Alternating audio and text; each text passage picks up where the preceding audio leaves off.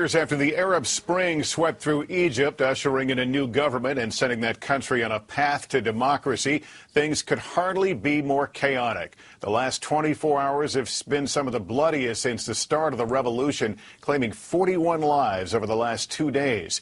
A day after 9 people died in anti-government street demonstrations in Cairo, 32 others were killed today in the city of Port Said in a protest over the outcome of a mass murder trial, but rooted in that country's still deep political division. At least 31 people were killed, hundreds wounded in clashes in Port Said on Saturday.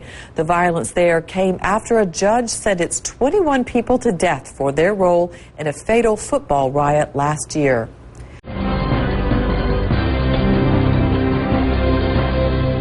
The trial focused on a riot that broke out between rival soccer fans in February 2012.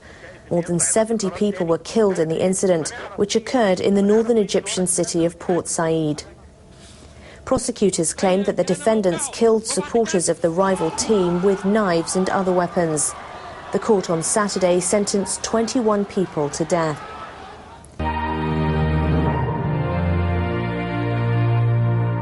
In this courtroom, at least, the death sentences were greeted with elation. It's what many of the relatives and friends of the 73 people killed had demanded, and it's what they got.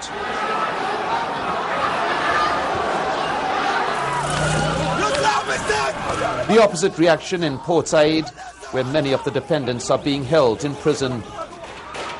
Those sentenced to death are all described as followers of the local El Masri club, and their fellow supporters took to the streets in anger. Attempts to storm the prison were repulsed in clouds of tear gas and rounds of gunfire. Protesters and police were killed and dozens of others wounded. In the end, thousands gathered in their jubilation. Celebrations here outside the Al Ahly club now that fans have got the judgment that they wanted, but a lot of these people had themselves threatened violence across the country if things didn't go their way. These scenes of joy here in the capital are in marked contrast to the bloodshed there's been in Port Said today, as one of world football's darkest incidents continues to claim lives.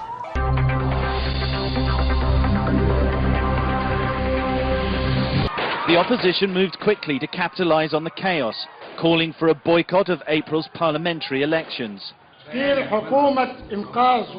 National Salvation Front calls the Egyptian people to peacefully protest next Friday to bring down the constitution and immediately plan for early presidential elections, and not to have parliamentary elections until our conditions are met.